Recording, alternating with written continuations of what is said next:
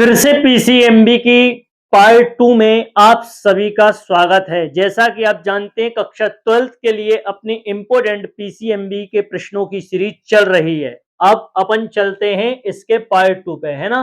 कार्बनिक रसायन का पहला पार्ट मैंने डाल दिया है, अगर आपने नहीं देखा हो तो जाकर उस पार्ट को आप देख सकते हैं। अब चलते हैं अपन इस प्रश्न पर। यह प्रश्न आपका 2025 में आया है ना। ऐसा प्रश्न बना बनाया पहले नहीं था, ये नया बन के आया है। पहले ये टूटे हिस्सों में टूटा हुआ था, ठीक है। जैसे कि क्या आया है प्रश्न, आईयूपीएससी का पूरा नाम एवं एल्केन का सामान्य सूत्र। एल्केन तो आपको आपकी किताब या परीक्षा अध्ययन में ढूंढने से भी नहीं मिलेगा, है ना। ये एल्केन आपको खोजने से भी नहीं मिलेगा, है ना। लेकिन ये दूसरे रूप में आपकी परीक्षा अध्ययन यहाँ आपकी किताब में दिया हुआ है ना। परीक्षा अध्ययन का तो मालूम नहीं है, लेकिन किताब में मिल जाएगा आपको ये, है ना। दूसरे रूप में मिलेगा, इस रूप में तो आपकी किताब में भी नहीं है। एल्केन के रूप में आपकी किताब में नहीं दिया है, ठीक है। तो चलिए अब अपन देखते हैं इसको आप कैसे हल करोगे। तो आईयूपीएससी का पूरा नाम, तो सबसे पहले अपन उत्तर लिखेंगे। उत्तर लिखने के बाद में आप लिख दोगे, हेडिंग डाल दोगे आईयूपीएससी का पूरा नाम। आईयूपीएससी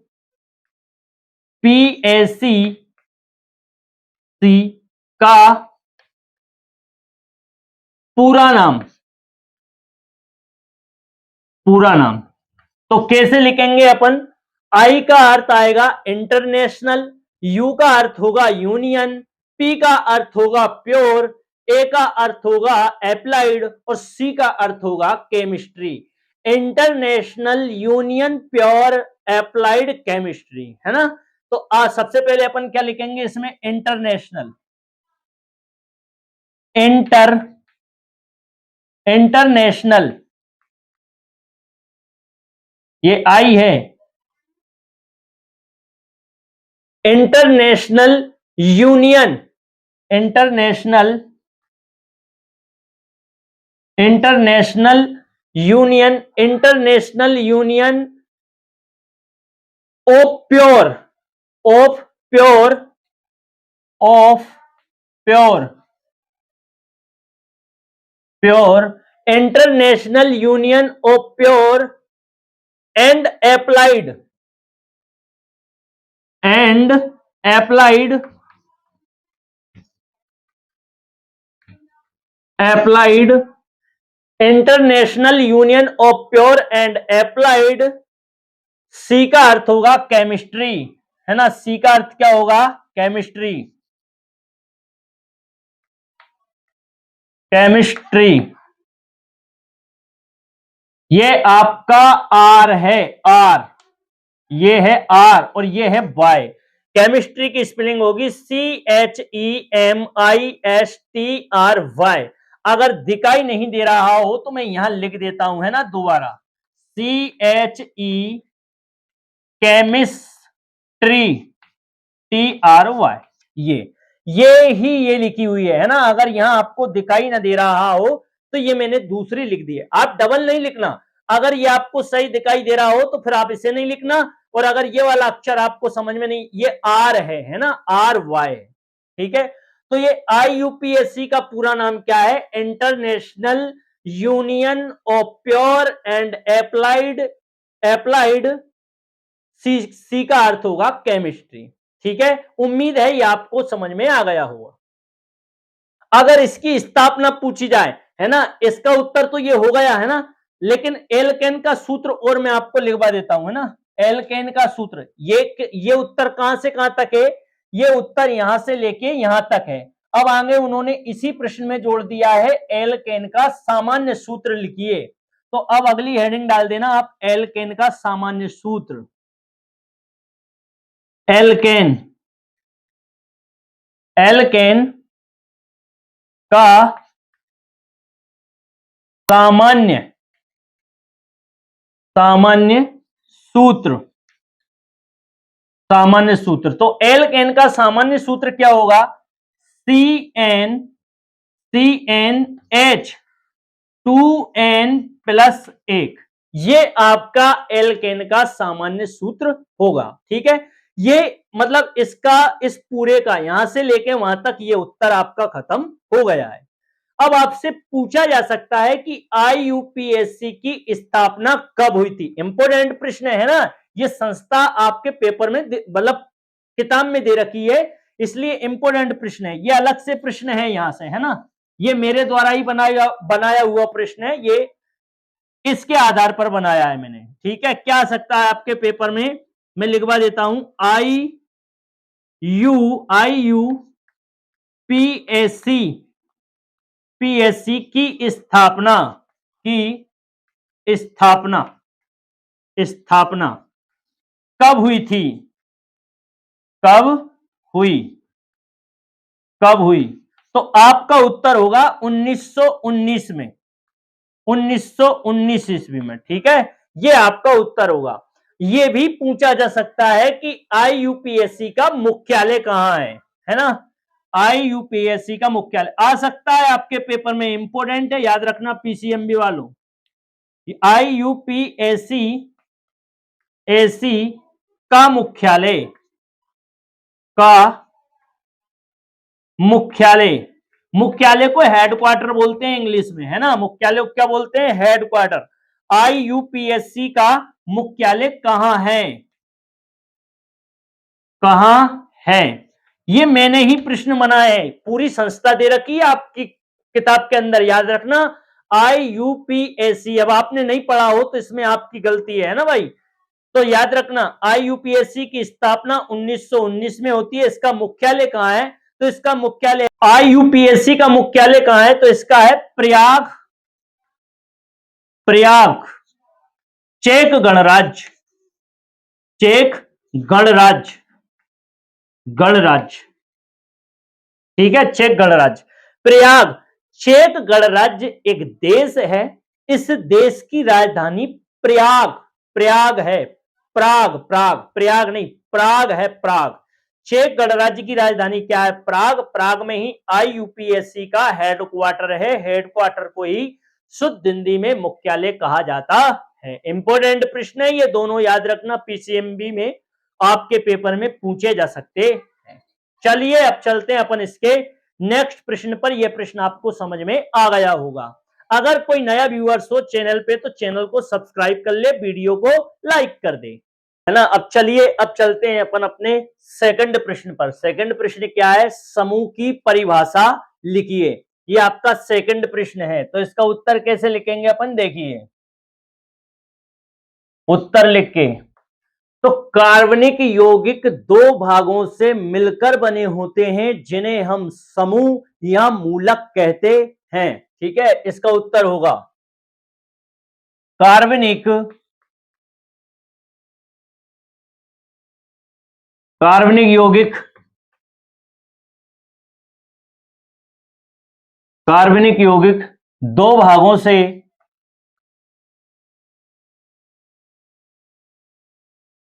दो भागों से मिलकर बने होते हैं, बने होते हैं जिन्हें, जिन्हें समूह, समूह या मूलक कहते हैं, समूह या मूलक कहते हैं। ये प्रश्न याद रखना, समूह की परिभाषा लिखिए, ऐसे भी आ सकता है आपके पेपर में, और ये ऐसे भी आ सकता है कि मूलक की परिभाषा लिखिए, यानी समूह को ही मूलक भी कहा जाता है। कंफ्यूज नहीं होना है, समूह के स्थान पर वह मूलक लिखकर भी दे सकता है। अब लिखेंगे इसमें समूह के प्रकार, समूह के प्रकार,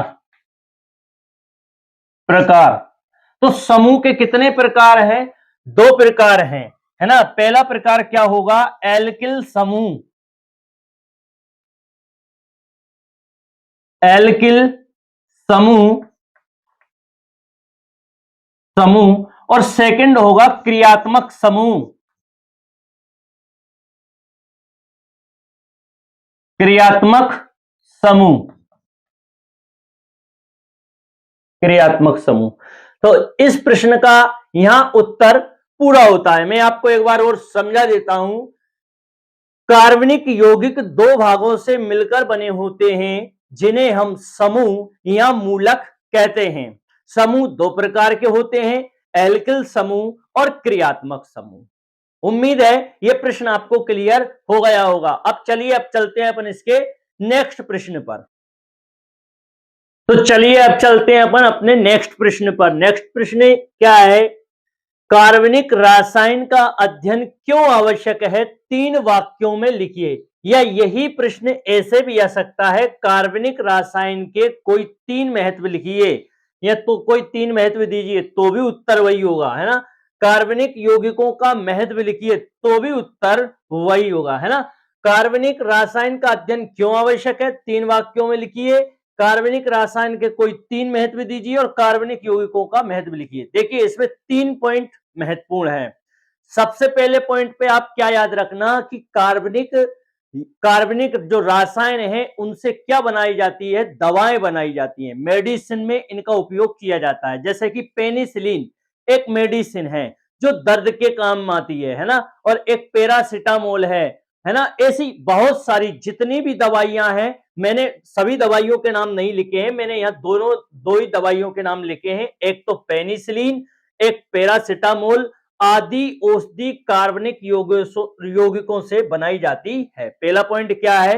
पेनिसिलिन और पैरासिटामोल आदि, है ना, यानी बहुत सारी जितनी भी दवाइयां हैं सभी कार्बनिक रासायन से बनाई जाती हैं। तो आप लिख दोगे, इसमें दोनों नाम लिखे हैं मैंने, है ना, पूरे सभी नाम नहीं लिखे हैं।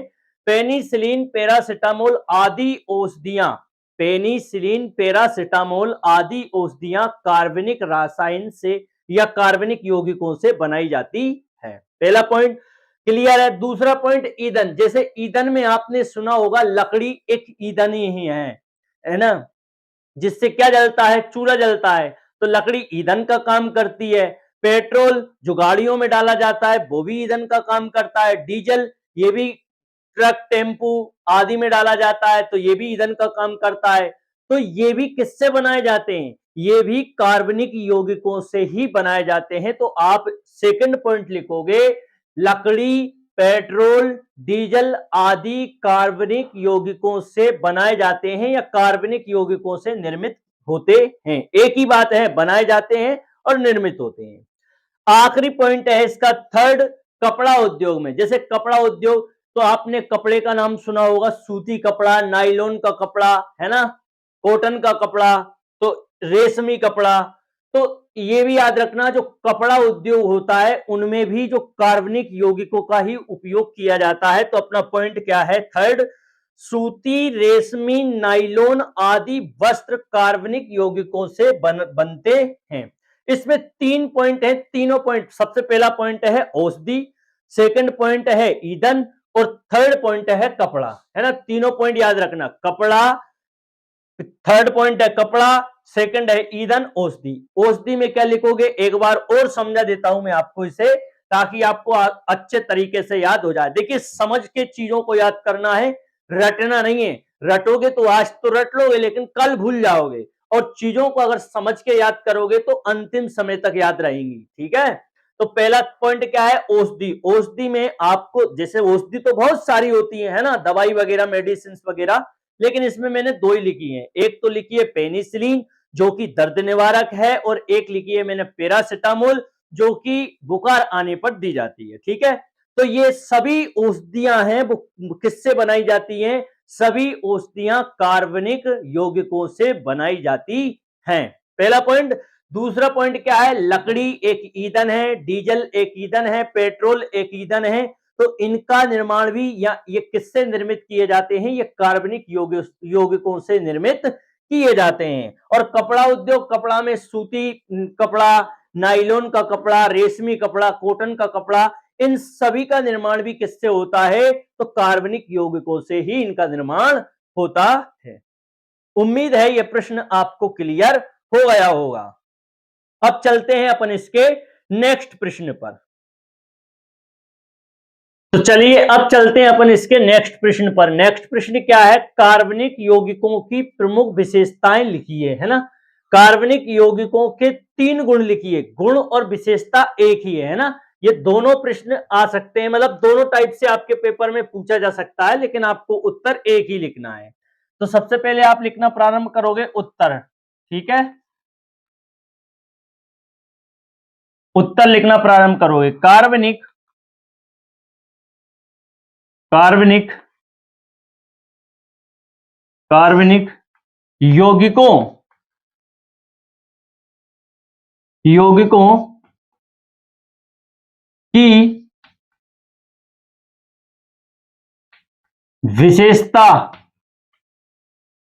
विशेषता निम्न है। कार्बनिक यौगिकों की विशेषता निम्न है। सबसे पहला पॉइंट लिखेंगे अपन इसमें, इनका आयनन नहीं होता है ना। आप लिखोगे पहला पॉइंट, इनका आयनन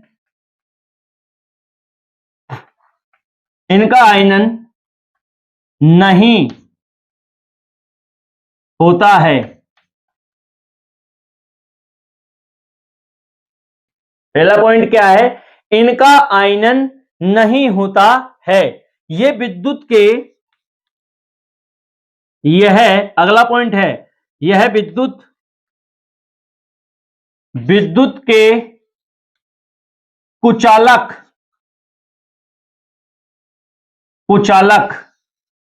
विद्युत के कुचालक होते हैं। विद्युत के कुचालक होते हैं। पहला पॉइंट क्या है? इनका आयनन नहीं होता है, यह विद्युत के कुचालक होते हैं, यह सहसंयोजी यौगिक होते हैं, है ना। थर्ड पॉइंट क्या होगा? यह सहसंयोजी यौगिक होते हैं। थर्ड पॉइंट होगा अपना, यह सहसंयोजी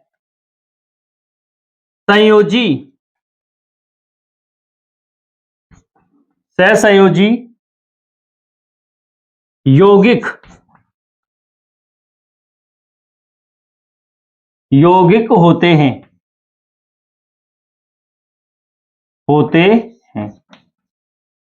एक बार और मैं समझा देता हूं इसको, प्रश्न कैसे आएगा। कार्बनिक यौगिकों की प्रमुख विशेषताएं लिखिए, या कार्बनिक यौगिकों के कोई 3 गुण लिखिए। बात एक ही है, उत्तर यही लिखना है। ये आए नीचे वाला तो भी उत्तर यही लिखना है, ऊपर वाला आए तो भी उत्तर यही लिखना है। कार्बनिक यौगिकों की विशेषताएं निम्न है। सबसे पहला पॉइंट, इनका आयनन नहीं होता है ना। इनका आयनन नहीं होता है, यह विद्युत के कुचालक होते हैं। सेकंड पॉइंट क्या है? यह विद्युत के कुचालक होते हैं। और थर्ड पॉइंट, यह सहसंयोजी यौगिक होते हैं। पहला पॉइंट है आयनन नहीं होता है, दूसरा पॉइंट है विद्युत के कुचालक हैं, और थर्ड पॉइंट है ये सहसंयोजी यौगिक होते हैं। उम्मीद है यह प्रश्न भी आपको याद हो गया होगा। अब चलिए अपन चलते हैं इसके नेक्स्ट प्रश्न।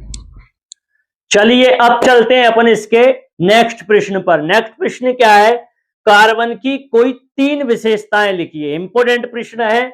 सबसे पहले क्या लिखोगे आप इसमें लिखोगे कार्बन की विशेषताएं निम्न है। मैं आपको समझा देता हूं, है ना, 1 से 2 बार तो आपको क्लियर याद हो जाएगा। कार्बन प्रकृति में कई रूपों में पाया जाता है। जैसे कार्बन का ही एक रूप होता है हीरा, एक रूप होता है ग्रेफाइट, एक रूप होता है फुलरीन, और एक रूप होता है ग्रेफीन। यानी कि कहने का तात्पर्य यह है कि कार्बन प्रकृति में कई रूपों में पाया जाता है, जैसे कि ग्रेफाइट, हीरा, फुलरीन और ग्रेफीन। तो पहला पॉइंट क्या है? कार्बन कई रूपों में पाया जाता है, जैसे हीरा, ग्रेफाइट, फुलरीन और ग्रेफीन। तो पहला पॉइंट यही है ना। पहला पॉइंट क्या लिखोगे? कार्बन कई रूपों में पाया जाता है, हीरा, ग्रेफाइट, फुलरीन और ग्रेफीन आदि। अब सेकंड पॉइंट इसका होगा, कार्बन के बाहरी कक्ष में कितने इलेक्ट्रॉन पाए जाते हैं? कार्बन के बाहरी कक्ष में 4 इलेक्ट्रॉन पाए जाते हैं। जैसे कार्बन का मतलब, कार्बन को अपन सी से दर्शाते हैं, है ना। तो इसमें कक्ष होते हैं, 1 कक्ष, 2 कक्ष, 3 कक्ष, और 4 कक्ष, है ना, ऐसे कक्ष पाए जाते हैं।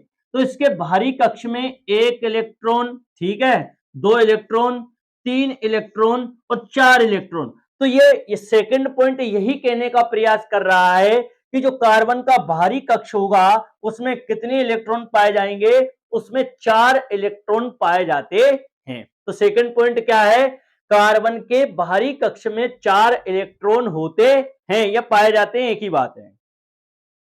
इसका थर्ड पॉइंट होगा, कार्बन बंध मजबूत होता है। कार्बन बंध कैसा होता है, कार्बन बंध मजबूत होता है, इसीलिए इसके यौगिक कैसे बनेंगे, स्थायी बनेंगे और विविध प्रकार के बनेंगे, ठीक है। थर्ड पॉइंट क्या होगा, कार्बन कार्बन बंध बहुत मजबूत होता है, इसीलिए कार्बन के यौगिक स्थायी और विविध प्रकार के होते हैं। ये आपका थर्ड पॉइंट है। मैं आपको एक बार रिकॉल करवा देता हूं ताकि आपको आसानी से याद हो जाए। पहला पॉइंट क्या लिखोगे, कार्बन प्रकृति में, या प्रकृति नहीं लिखो तो इतना ही लिख देना, कार्बन कई रूपों में पाया जाता है, इस जैसे कि हीरा, ग्रेफाइट, ग्रेफीन और फुलरीन। इसका सेकंड पॉइंट है, कार्बन के भारी कक्ष में 4 इलेक्ट्रॉन होते हैं। कार्बन बंध मजबूत होता है, इसीलिए इसके यौगिक यौगिक है ना, यौगिक स्थायी और विविध प्रकार के होते हैं। उम्मीद है ये प्रश्न भी आपको क्लियर हो गया होगा। अब मिलते हैं अपन इसके नेक्स्ट पार्ट में, तब तक के लिए आप सभी का धन्यवाद। अगर कोई नया व्यूअर्स हो तो चैनल को सब्सक्राइब करना है, वीडियो को लाइक जरूर करना है और अपने दोस्तों के साथ शेयर करना है। आप सभी का धन्यवाद।